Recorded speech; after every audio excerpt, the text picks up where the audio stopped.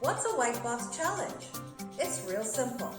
I have a white box, like this one, filled with fun things.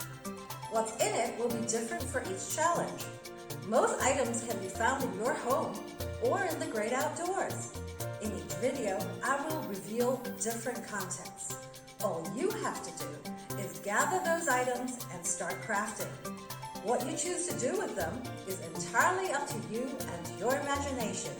The goal is to use your creativity and craft. Are you ready for your white box challenge? Open the box.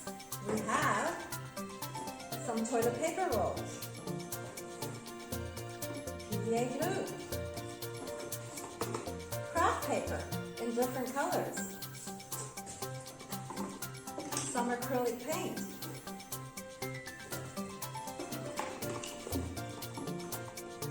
paintbrushes, and a pair of scissors. What can you make out of these? Here are some of the things that I made.